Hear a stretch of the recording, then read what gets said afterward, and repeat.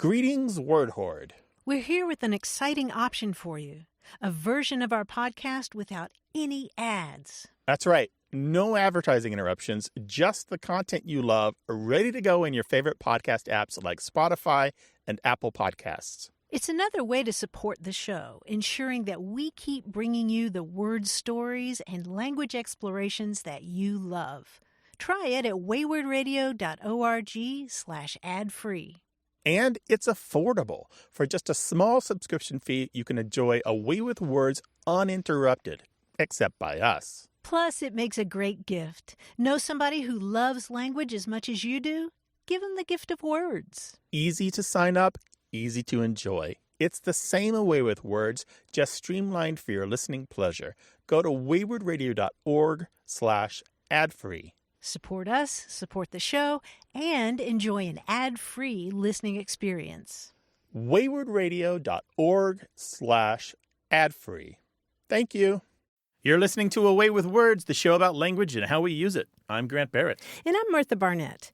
In 1994, a software engineer named Anu Garg started wordsmith.org, the popular website for language lovers. And this includes his immensely popular A Word a Day email, his anagram server, where you can go to test anagrams. And to celebrate the 25th anniversary of wordsmith.org, he conducted some worldwide contests with limericks and anagrams and pangrams. Now, you know what a pangram is. Yeah, pangrams. These are sentences that contain every letter of the alphabet, and they have to be grammatical. Right. So, for example, the famous one is the quick brown fox jumps over the lazy dog. But he asked people to write an original pangram that describes an event that happened in the last 25 years. So something from science or the arts or business or politics. And I happen to be one of the judges for that contest, and I am here to tell you the winner of the pangram contest. Let's hear it.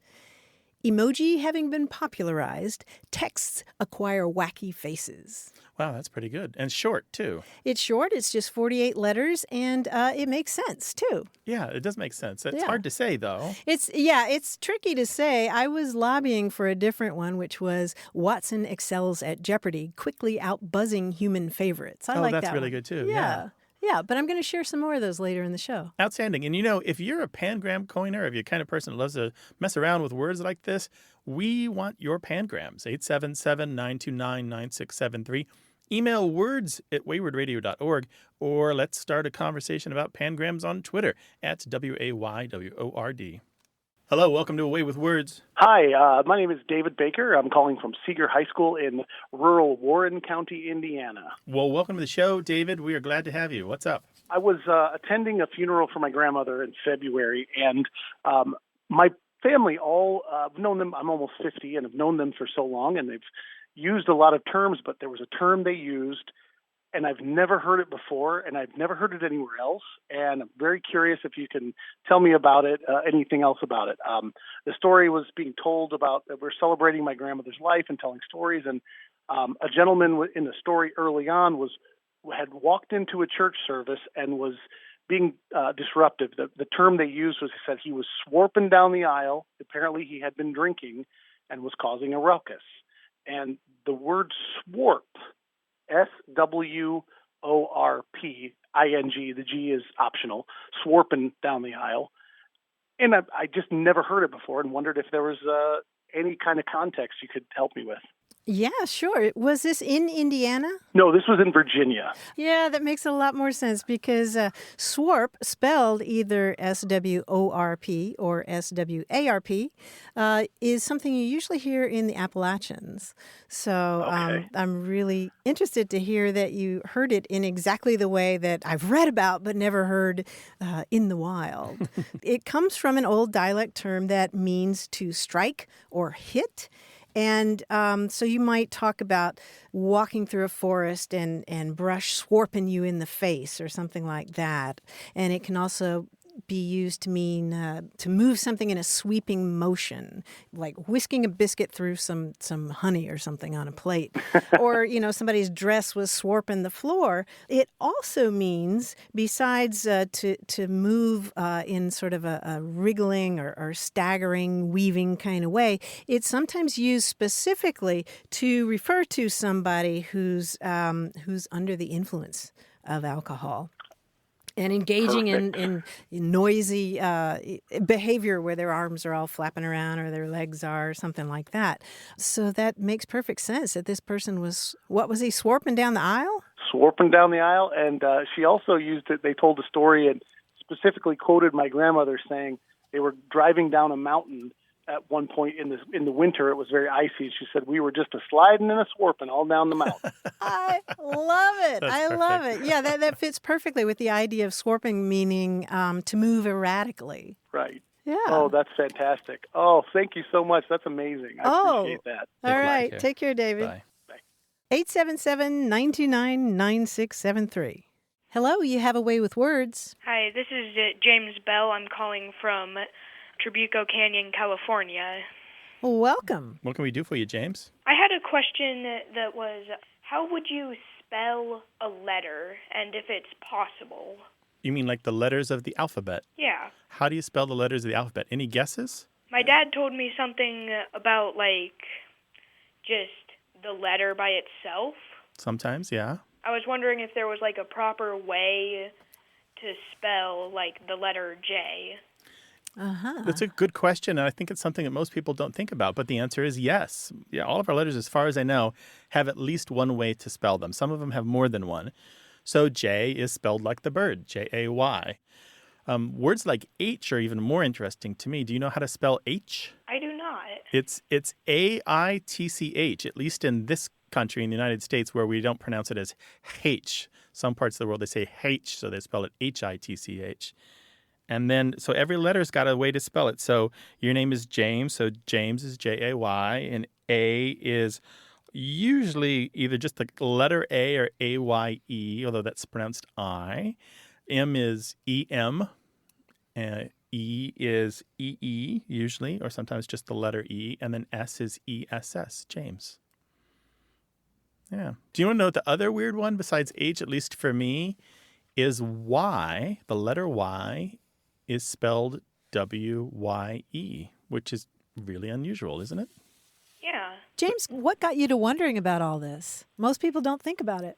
Well, I was just watching this show, and I was just thinking about the alphabet and just the English language in general. Mm-hmm. And I thought about spelling the alphabet, or spelling a certain letter.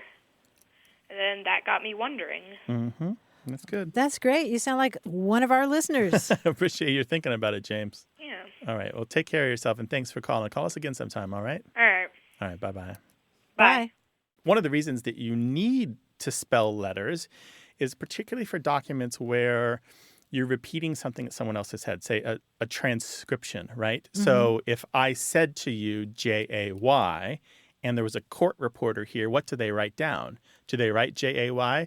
Possibly, but they more likely would spell out J-A-Y, space, letter A, space, W-Y-E, to indicate that I said them as letters and not as a word. Does that make sense? Mm-hmm. Sometimes you indicate through capitalization, you J-A-Y, and that shows that I spelled it out. But court reporters may have their own traditions and styles that they do. And as I recall, also in plumbing, I mean, you can look at plumbing catalogs, and there will be a Y W-Y-E, type, right? Yeah, that's interesting. W-Y-E. Although you often find, just like in the U-turn, you find you spelled it's spelled with the U. U. Letter U, right, to represent the shape. And so often a Y joint or an L joint in hardware catalogs is just spelled with the letter and not the letter spelled out as a word. Right. Complicated. Spelling letters is weird because it's kind of like counting numbers. It's kind of self-referential, self-licking ice cream cone. You can keep spelling the letters that spell the letters that spell the letters. Oh, my gosh. Like the cream of wheat box, it's right? It's fractal. 877-929-9673. Welcome to A Way with Words. Hi. This is Margot Dillard in Denton, Texas. Well, hi, Margot. Welcome to the show. Hey, Margot. What's up? Hello. My grandmother, when I was growing up, and this was in South Alabama, always used the expression cold as agga forti when it was really cold outside. I've never been able to figure out what that means, where it comes from. She was from Kentucky. She was from the coal mining region of Kentucky. I assume agga might be a mispronunciation of 18, maybe 1840. There was a blizzard or something. I don't know. Wow. Well, that's a creative theory there. So how cold are we talking about? Are we talking below freezing or just a little nippy? Oh, no, below freezing. Okay. Cold. Mm-hmm. And was she a drinker? Oh, no. Oh, no. Okay. Well, I tell you, the reason I ask is because to me, this sounds like the term Aggie 40, which is an old expression that refers to a really strong drink.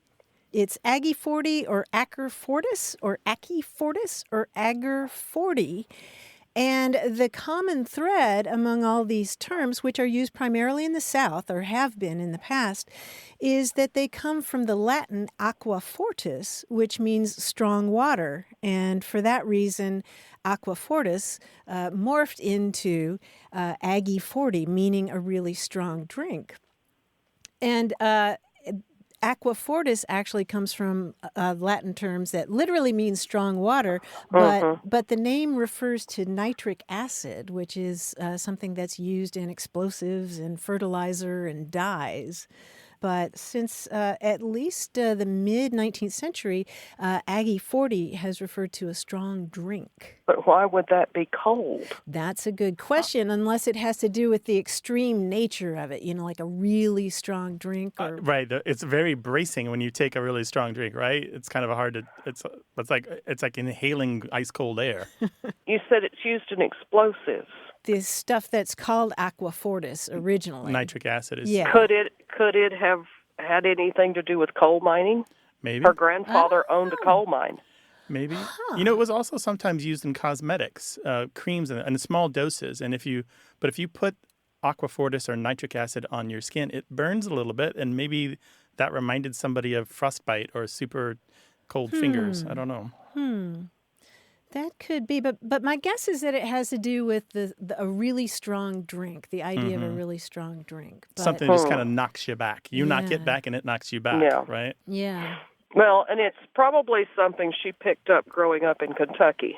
Oh, that could Because I never heard it from anyone else in her age group. It was kind of her expression, but she was originally from Kentucky and grew up in a coal mining company town. Eastern Kentucky then, huh? I guess, somewhere near Corbin. Oh, yeah. Well, you know what? You're the first person to ever call us or write us about this. As far as I can remember, It's never been all that common, and it seems to have faded away, and it probably could be considered archaic or at least old-fashioned at this point. So it's a rare one.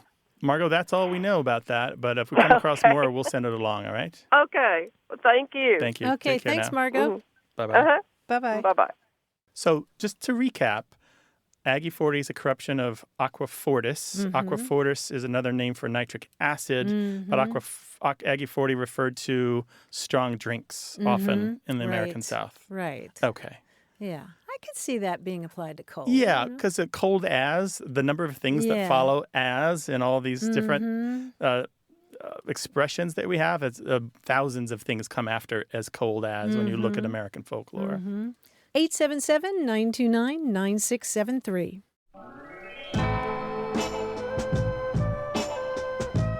More about what we say and why we say it as A Way with Words continues.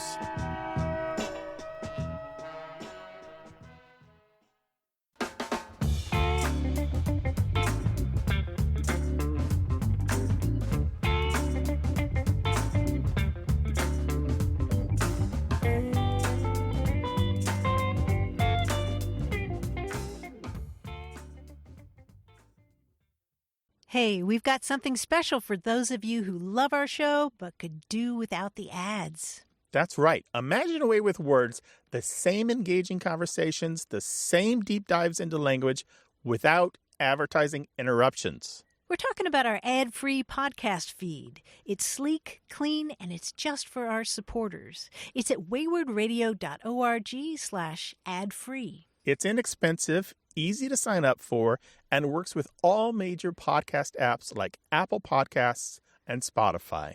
It's an affordable way to support the show and get a seamless listening experience.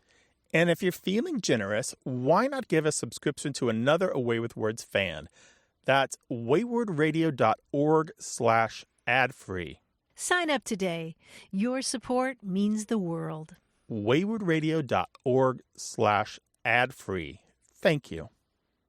You're listening to Away with Words, the show about language and how we use it. I'm Martha Barnett. And I'm Grant Barrett, and we're joined by John Chinesky, our quiz guy in New York City. Hi, John. Hi, Grant. Hi, Martha. Hi, John. Now, it's a pretty well-known trivia chestnut that Walt Disney considered many, many more names for Snow White's 7 Dwarfs. Did you know that? No, really? No? Is this conceit or is this truth? No, this is absolute. No, Okay. that's true. They have notes. I kid you not. The list includes names like Nifty, Dirty, Goopy, Wheezy, and Chesty. There's about 40 of them. Wow. Now, I don't even want to think about what a dwarf named Goopy would be like.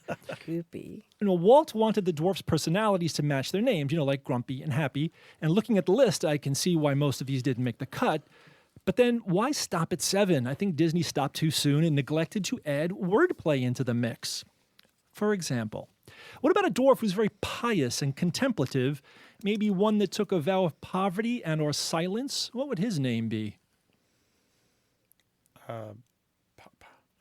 Monkey? I don't know. Yeah, Monkey. Right, Monkey. Dopey is silent. Maybe he's Monkey. I don't know. As you can see, the name also means something else. So if you can't guess the dwarf names from the following clues, I can tell you what all else it could mean. Gotcha. Got it? All right. Okay. Now, unlike Snow White's dwarfs, none of our dwarf names are actually adjectives.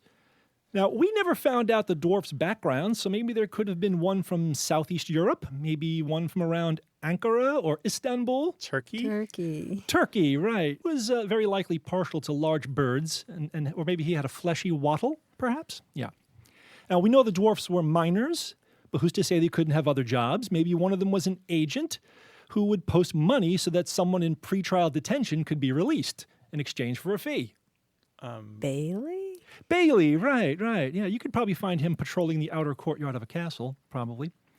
The 7 dwarfs wore those sort of floppy hats, but suppose there was one that was more geometrically inclined, and he insisted that his hat be of a similar shape, but tapered smoothly to a sharp apex. What do you think? Pointy? No, not pointy. How about teepee? Not teepee, but all these are pretty good, yeah. It's the kind of headwear you might associate with someone who would be called dopey. Coney? Coney, Oh, yes. Coney. Oh. Yes, exactly. He may have been partial to rabbits or a seaside amusement park in Brooklyn. Yeah, okay, we're up to speed now. Good. Oh, and while Doc was very smart, and even Dopey still had a degree in geology, there must have been at least one dwarf who didn't make the grade. Maybe our dwarf failed the test. Flunky? Flunky, yes. Oh, Flunky. Of course, that would force him to act as a henchman for more accomplished dwarfs. There we go. Similarly, one of our dwarfs could have been a stevedore or a longshoreman and distinguished himself by the tool of his trade, a piece of metal with a handle. Forklifty. No. I'm thinking a little more old-fashioned than forklifty. Crowbar-y. Lever-y. No, it's a curved piece of metal with a handle. Hooky, that's him, yes. Oh. Unlike Flunky, instead of failing, this guy just never showed up. Those are our dwarfs, guys, and that's pretty good. Well, thanks for the quiz, John. We really Thanks, appreciate it. John. We'll talk to you next week. My pleasure. Talk to you then. More about language on the way, 877-929-9673. Email words@waywardradio.org and talk to us on Twitter at WAYWORD.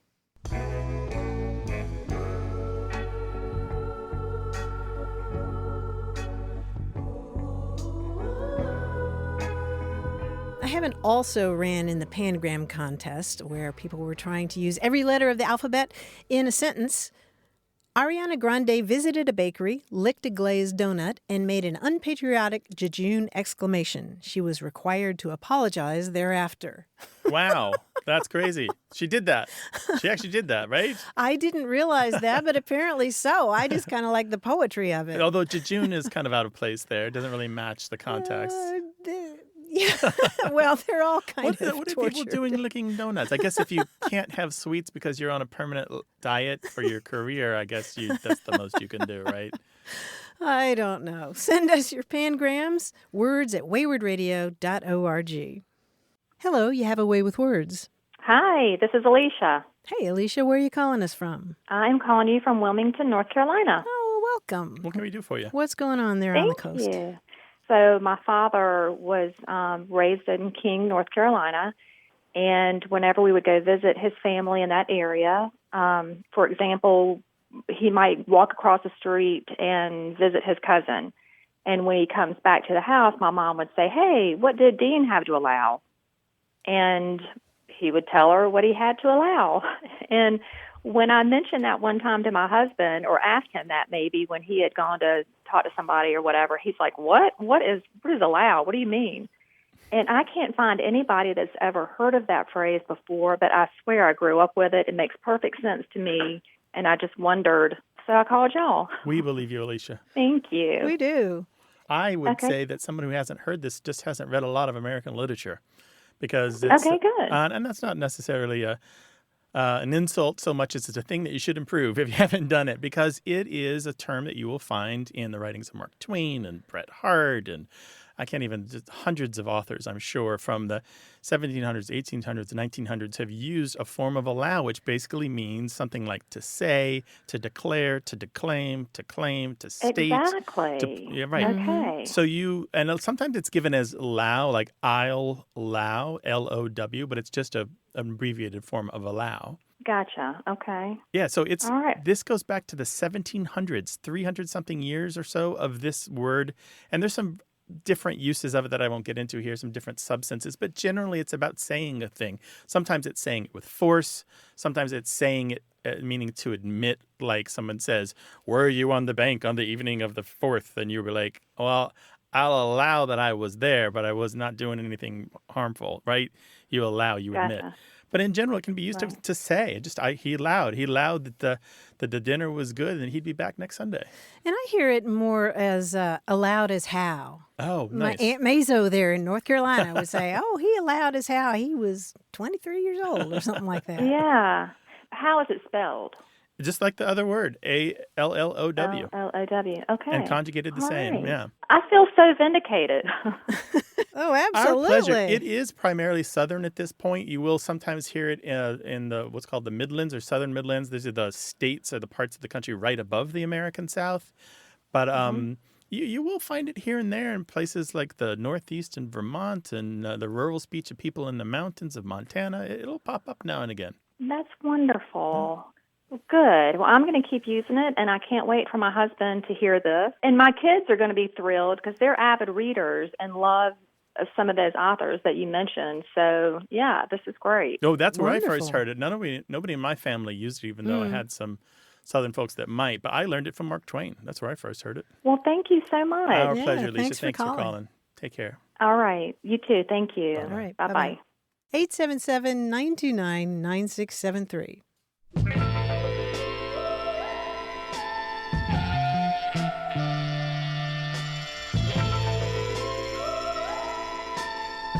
Following up on our conversation about cursive handwriting, we heard from Rachel Redju in Newport News, Virginia. And she writes, "I was curious how many millennials or Gen Z people weighed in on your argument about the need to learn cursive in school. I'm 23 and I learned cursive in 3rd grade and have never used it since. My mom uses cursive and I can't read it because it is handwriting versus standard typed cursive, which I can still read. Additionally, when I was studying in Japan, the English teacher asked me to write my name in cursive because she was demonstrating the need to learn cursive, at the very least so we can sign our name. But the reality is, most people scribble their name or use a mix of cursive and print anymore. And truth be told, I couldn't write my whole name in cursive because I didn't remember all the letters." My son who is now 12, learned only his name in cursive and nothing else. And he can write it very laboriously on if he gets a check from grandma for his birthday, Oh, he can yeah? write his name on the back of that. Yeah. But he had no need, very much a Gen Zer, I guess, no need for cursive. He just doesn't need it. Wow. Well, it's fascinating to see all these responses. But the truth is, you don't actually have to have your cursive for signatures. Anything can be in signature. You can make a little picture of a house. You can use block letters. You can use an X. That all counts as a signature as long as it's consistent and as long as it means you. Is that right? I It's can true. just draw a picture? Absolutely. Well, how do you think people who use pictogram-based languages do it? I guess they use So it's not really pictograms. pictures, but they don't do cursive, right? People who sign things in Chinese or Japanese or Korean don't use cursive. They just write them the same way they would anywhere else. I'm picturing my new signature right now. 877-929-9673. Hello, you have a way with words. Hi, this is Patrick from beautiful Bolton Landing on Lake George in the Adirondack Park in upstate New York. Oh, my goodness. You sound like you're in a very lovely place. I am. I recently had the pleasure of visiting America's only plastic kazoo factory. It's in Beaufort, South Carolina. I think that's how they pronounce it. Yeah? Beaufort, South Carolina. Wow. And it was lovely. They had a little museum. They had a factory tour, a little gift shop. It was a lovely afternoon. But they had a little documentary film before the tour started. And they kind of just glossed over where the word kazoo even came from. So I talked to the tour guide after the tour, and I said, nobody knows where kazoo came from? And she goes, no, we don't know, and no one knows. And I was just a little surprised by that.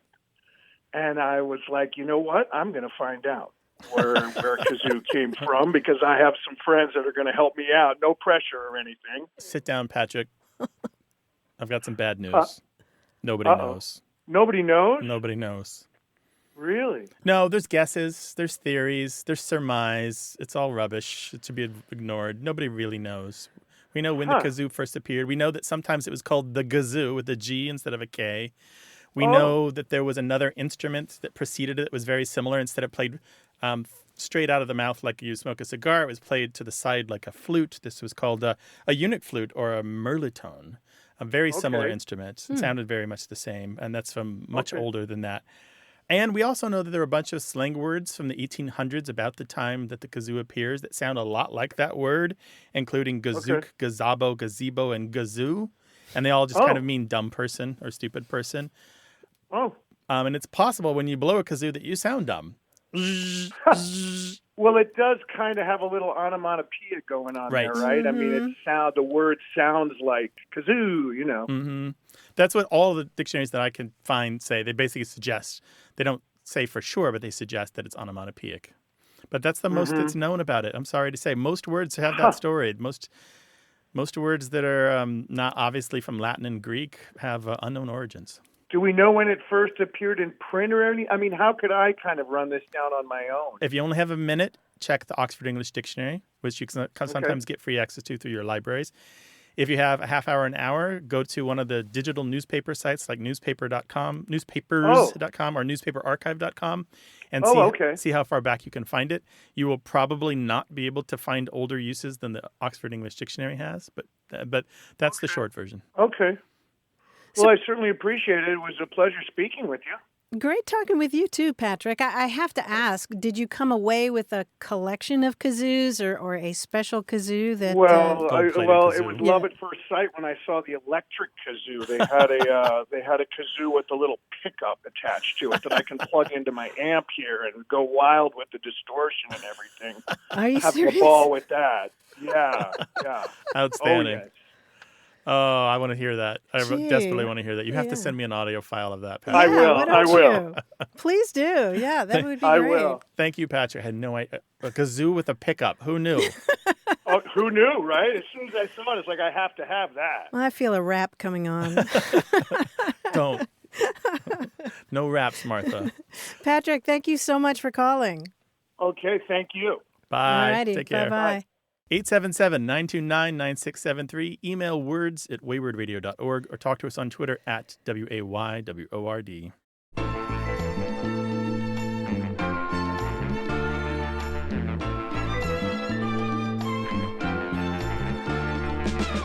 I was talking earlier about judging a pangram contest where people submitted sentences that had every letter of the alphabet, and here was one that I really, really wanted to win. A quivering butterfly wing conjures a zephyr that expands to a storm. Wow, that's Isn't that beautiful. beautiful? That's a poem in itself. I know, but How you nice know is that? what? It doesn't qualify. Here's the sad part. It lacks a K. Oh, did they not realize that when they sent it on? I guess not. And can you imagine being so proud of a quivering butterfly wing conjures a zephyr that expands to a storm? How about an inky storm or something Yeah, like that? an inky storm or a storm. Okay? Question mark. 877-929-9673. Hello, you have a way with words. Hi, my name is Robert, and I'm calling from Hamlin, West Virginia. Hello, Robert. Welcome to the show. We're glad to have you here. What's going on? Well, I have a question about a word that I used to hear a lot when I was further down south. I live in West Virginia, but I used to travel full-time with a gospel quartet that was based in Alabama. And I was the only guy that was not from Alabama or Georgia in the group. And so sometimes we would eat somewhere, or there would be a meal that was especially good, and they would say that the meal was larruping. And the first time I asked them what this meant, they looked at me like they just couldn't believe that no one had ever heard that word. But we have never used it anywhere that I've lived, and I had never heard it before just a few years ago down south. No I was kidding. curious about where it came from and, how it kind of landed in Alabama, and at least to me, seemingly nowhere else. Well, you usually hear it in places like Texas and Oklahoma and more toward that area. And it means terrific, right? Or striking, right? Yeah, that was kind of the sense I got, because it was always, if you had a good meal, they would say it was good or delicious, but it was like reserved for the best of the best. Larruping good pie, something like that, right? Exactly. Yeah. Exactly. Yeah, and it comes from an old dialect term, larrup, that means to beat or strike or thrash or whip. And it's one of those words in English that has to do with beating or striking, but that also means something really the best of its kind. Oh, interesting. Yeah. It may go back to a Dutch word that means to whip, but I usually associate it with Oklahoma and Texas. It's interesting that your friends heard it where they grew up. And by dialect, you mean English dialects, because it was widespread throughout the minor linguistic regions of the United Kingdom, right? Mm-hmm. Yep, means to beat or strike, Larrup. Except in the non-literal use, which just means more of the same or emphatic or Right. very or awesome. Right. Well, that's awesome. That's fascinating. Robert, thank you so much for your call. We really appreciate it. Hey, thank you for having me on the show. I love to listen. Thank you. Take care. Great. Thanks, Robert. Bye-bye. Thanks. Bye. This is a larruping good place to have your questions answered. 877-929-9673. Or have a whopping good time composing a huge email and send it to words@waywardradio.org.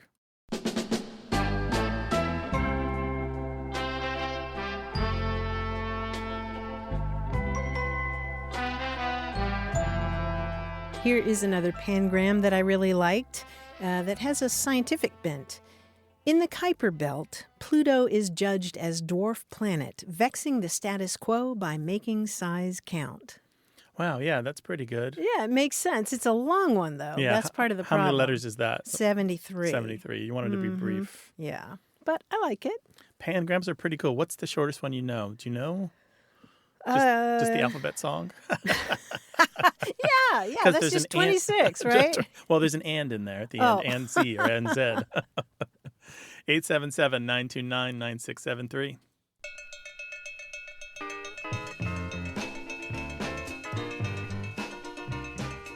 This show's about language examined through family, history, and culture. Stick around.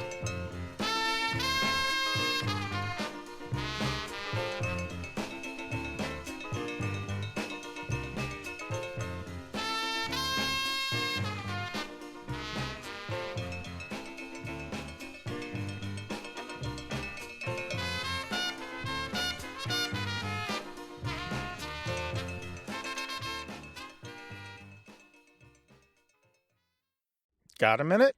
We need your help. Head over to gum.fm/words and share your thoughts in our quick survey. Your feedback matters. It's the backbone of our show's success. Thanks for making our show even more successful.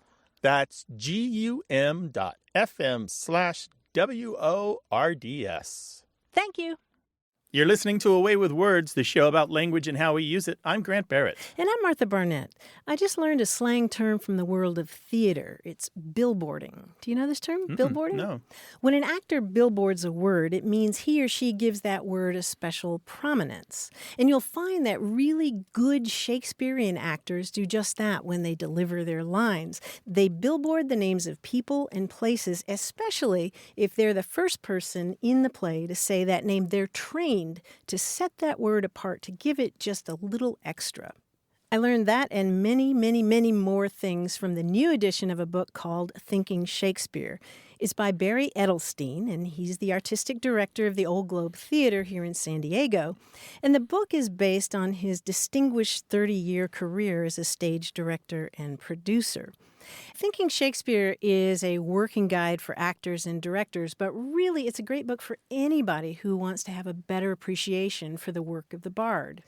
Edelstein taught for years at Juilliard and the Public Theater in New York, and he's the best kind of educator because his book is really joyous. You know, that favorite teacher, that favorite professor you had, and you just wish you could go out for a long dinner with them and have them tell you all the reasons they love their subject so much and tell you little background information. He offers lots of funny asides and allusions, and he provides these useful paraphrases of what's going on in a scene. And he sets up the passages by reminding lay readers what's going on, so it's not like you come to the passages cold. And it's just so much fun reading about how he teaches actors to wring out all the juice from a single line in Shakespeare. And the way they do that is they really dig into the words. He talks about how, the spectacle is fun in a play and the action is interesting, but you can get that from HBO. What we go to Shakespeare for is the language, is the words. And he's forever urging actors to ask themselves, why is this character using this particular word right now? And the answers are thrilling, even if you never set foot on the stage. So that book is Thinking Shakespeare by Barry Edelstein. Well billboarded. Thank you. We'd love to talk to you about Shakespearean words or plays or how to perform language well. 877-929-9673. Email words@waywardradio.org or talk to us on Twitter at WAYWORD. Hi there. You have a way with words. Hi, my name is Tatiana Hemrich, and I'm calling from San Antonio, Texas. Welcome, Tatiana. What can we do for you? So I'm kind of curious. It's come up more recently, this thing that I have said, I think, my whole life. I'm originally from D.C., where it didn't seem to cause too many confused looks, but here in San Antonio, I really get what is wrong with this person? So the phrase that I'm referring to is hairy eyeball. And so I usually use it in terms of that person's giving me the hairy eyeball, and it could be either I'm doing something they think is unusual, or maybe someone is just questioning what I'm doing, or they're just giving me like the New York once-over, but just, with the hairy eyeball expression. So hairy eyeball, thank you for doing the Johnny Appleseed work of spreading it throughout Texas. That's important. But it's been around since at least the 1960s. And what's interesting to me is that the first use that we know of in print was by Carol Burnett. She was very young. She was kind of early on in her career. And she'd established herself and had a name. And she was being talked to by a gossip columnist. And she was talking about not understanding the slang of her younger sister, who was 16. And she quotes her younger sister as saying, "He gave me the hairy eyeball. That meant he liked her." So the hairy eyeball, at least to Carol Burnett, meant something different. It's possible, since the whole premise of this is that Carol doesn't understand her younger sister's slang, that Carol got it wrong accidentally or got it wrong on purpose. We don't really know. But now it does mean that you're squinty-eyed at somebody. And just imagine your eyelashes kind of occluding your eyeball. They're kind of in the way. The hairy eyeball is a lot of eyelash and very little eyeball, right? Squinting suspiciously at somebody. It pops up here and there in literature and newspapers. It's never been all that common. It's kind of I would call it performance slang. You use it in a knowing way because it's so evocative. It's not It's not throwaway slang that just is kind of casually unremarked upon. If someone says the hairy eyeball, people notice. So the hair in this case is the eyelashes. Yeah, it's the eyelashes. Yeah, although the idea of a hairy eyeball seems really gross. I know. The first time I heard it, I thought. And I think that's why I would get the questioning looks, like hairy eyeball. I never even thought about the actual eyelashes. You would get the hairy eyeball for using the term hairy eyeball. There are a ton of eyeball-related terms like this in cultures around the world. I'm thinking of the way that gestures. People pull their lower eyelid down. I believe we've talked about that before. Buckeye. The buckeye. And there's also the stink eye, which I believe originates in Hawaii, which is very similar to the hairy eyeball. You give someone the stink eye, you're showing them your displeasure with a sharp look. Very interesting. I like the Carol Burnett reference. I am a fan of hers and used to watch her, when I was younger. So right, and she has eyelashes that go on for days. So I love picturing her now. Now that you've brought this to our attention, Tatiana, thank you so much for calling. Thank you very much. No, thank you so much. Bye-bye. It's been quite a pleasure. Thank you. Take care. All righty. Yeah, bye-bye. Carol was 27 when she was quoted in this newspaper article. Oh, my. So she had yet to reach her heyday, but she was well on her way. She established herself early and had a reputation as the wild comedian who'd do anything just to get a great laugh. Oh, I know. So now I'm going to stop thinking about her earlobes and start thinking about her eyelashes. Very good. 877-929-9673. Email words@waywardradio.org.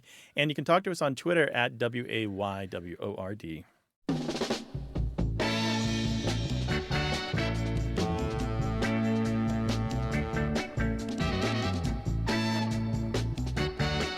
Here's a pangram that our quiz guy John Chinesky would love. Brexit, loved by many fans who are creating quick word puzzles just now. That's pretty good, yeah. Every letter of the alphabet in that sentence. Brexit, loved by many fans who are creating quick word puzzles just now. You can see it, right? So Crossword puzzle constructors. You're saying the constructor crowd is going for Brexit. I'm just not seeing that. I'm just not picturing that as being their thing. Oh, good point. 877-929-9673.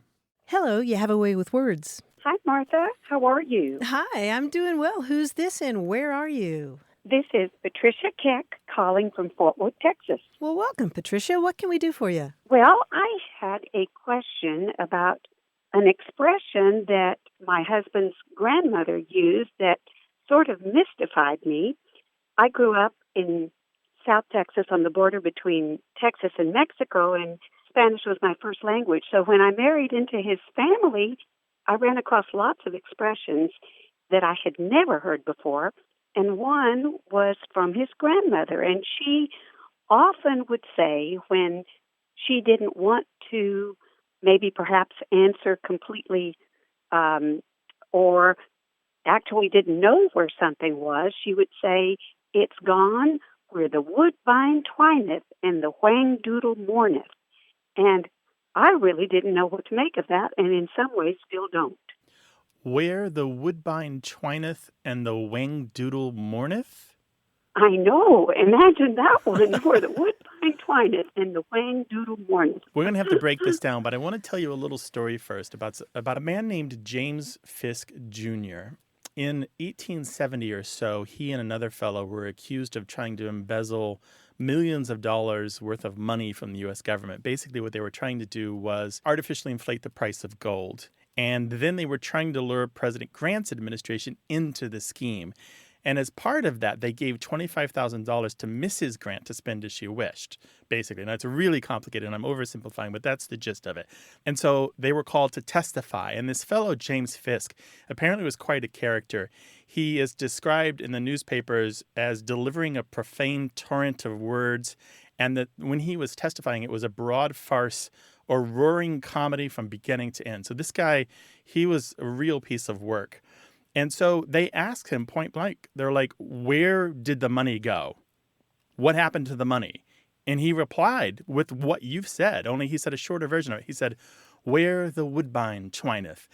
And this sentence was repeated in newspapers from coast to coast repeatedly over a period of weeks and months, and it kind of became like one of these catchphrases of 1870.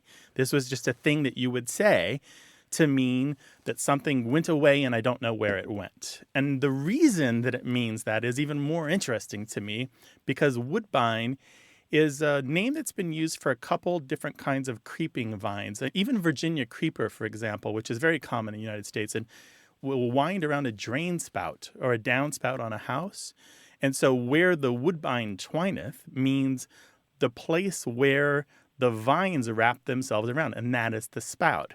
And it's an indirect reference to another slang term that we don't really use in English much anymore. To say that something is up the spout doesn't mean that they got pregnant, which is another version that's unrelated to this. It means that it went away. And so something goes up the spout, it means it's gone. And the reason up the spout means up the way has to do with pawnbrokers. I kid you not. Are you following all Wow. this? Pawn shops. Wow. Because when you went to a pawn shop in the 1800s, they didn't store the merchandise that was being pawned on the level where you would hand it over and get some money in return. What they would do is they would send it upstairs. They'd send it into storage. And often there was a hole in the floor or the ceiling called a spout. And it had like a pulley system or a dumb waiter or even just a bucket on a rope.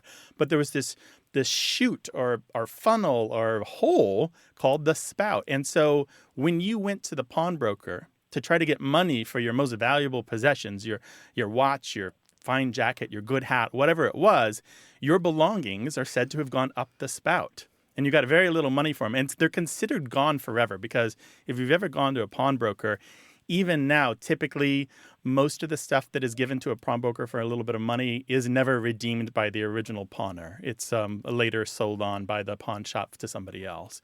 It's a black hole for personal possessions. You tend not to get them back. And so this whole complicated story, where the woodbine twineth, has to do with pawnbrokers, the expression up the spout meaning gone, and this guy talking about vines wrapping themselves around a downspout. Well, that timing sounds, you said about 1870, sounds just right because she was born in 1890 and her parents both used that expression. So,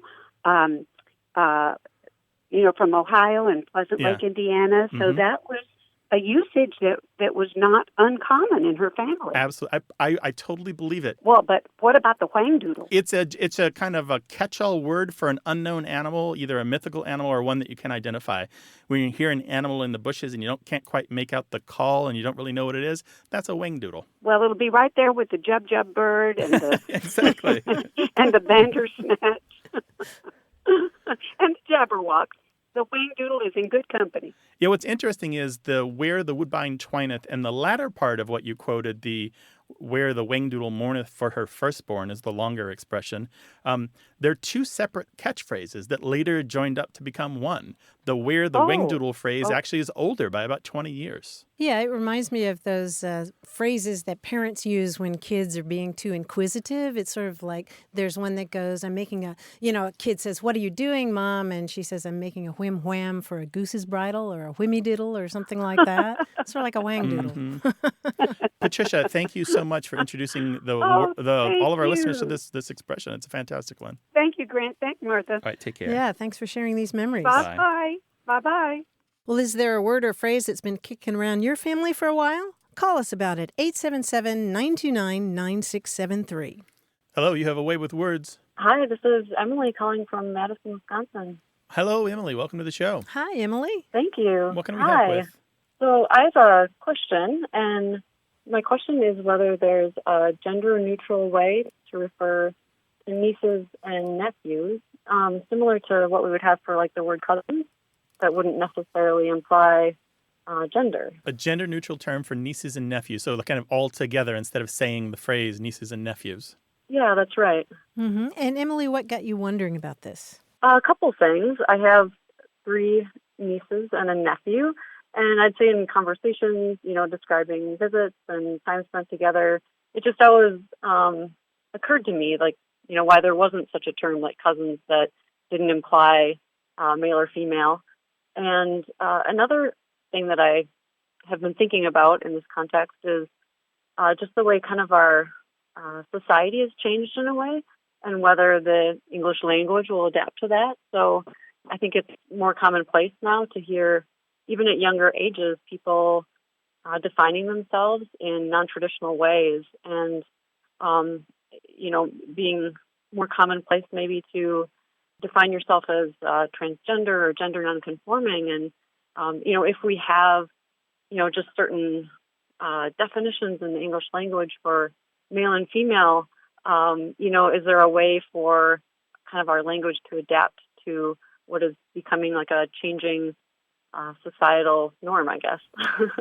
I understand everything you're saying and agree with your description of the direction of the language, but this pursuit of one word to describe nieces and nephews together precedes the current movements of gender identity in the English language. It's 50 or 60 years old, maybe even older than that. I mean, I have citations from the 1940s of people proposing words for it. Yeah, and it's been this sort of, not exactly a hole in the language or a barely patched hole in the language for the last 50 or 60 years. But I've always, as an English speaker, been a little bit envious of other languages that have more specific terms for familial relationships. The one that was proposed in 50 or 60 years ago that you sometimes hear in discussions like this is the term Niblings, which is sort of a combination of niece and nephew and sibling, but it's not really that satisfactory. Oh, Niblings, for me, was the best one of all the ones that have been proposed that I know you about. think? Yeah. Yeah. Because Nieflings is commonly proposed. Yeah, I like Nieflings. And Niblings, there's that B from sibling again. Cuzzlings, meh. Nafeses. Nafisa. No, I don't like that one. And niece-fews. No, I like Nieflings. I think it just sounds cute. My little Nieflings. But I'm sort of envious that in German you have Geschwisterkind. Oh, wow. That's a mouthful. Yeah. Do any of those appeal to you, Emily? Oh, Niblings I wrote down. I love that. You like Very Niblings. adorable. Yeah, because if you really love your nieces and nephews, there's something about nibbling on their little tootsies, right? Oh, yeah. Yeah. There's something about the long E in Nieflings that I really like. So a lot of these have been proposed. None of them have caught on, unfortunately. Who knows? Maybe one day they'll catch on. Certainly, it's much discussed, and usually when something is discussed, something is resolved. We'll find out, I guess, in 50 or 60 years, maybe 100. Well, maybe if I start using it, it can catch on a bit. There we go. Exactly. So stay tuned. Thanks for your call, Emily. All right. Take care. Thank you so much. All righty. Bye-bye. All right. Bye-bye. Foreign languages seem to have solved this. We got an email a while back from Ole Christian Rudstaten, and he says here in Norway we have the two words, I'm going to mispronounce these, pardon me, onkelunger and tantelunger, which basically mean uncle kids and aunt kids, because the gender is based on your gender, not the kid's gender. So you describe them as right. So it's like, about the relationship to you through another person. Right. It's like more and farfar in Swedish. Which I love. More and farfar, the best names ever, right? So that's mother's mother and father's mother, right? Yeah. He says they also have Norwegian words for niece and nephew, of course. And the word cousin is søskenbarn, which basically means siblings, children. Pretty cool, right? Nice. Yeah. Thanks for that email, Ole Rudstaten. We also welcome your emails about anything that you hear on the show, or if you've got something you want us to talk about. words@waywardradio.org.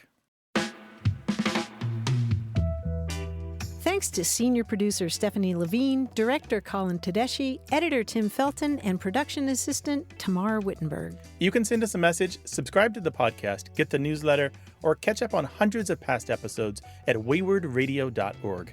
Our toll-free line is always open in the U.S. and Canada, 877-929-9673. Or send us your thoughts to words@waywardradio.org. A Way with Words is an independent production of Wayward Inc., a nonprofit supported by listeners and organizations who are changing the way the world talks about language. We're coming to you from the Recording Arts Center at Studio West in San Diego, California. Thanks for listening. I'm Grant Barrett. And I'm Martha Barnett. Until next time, goodbye. Bye.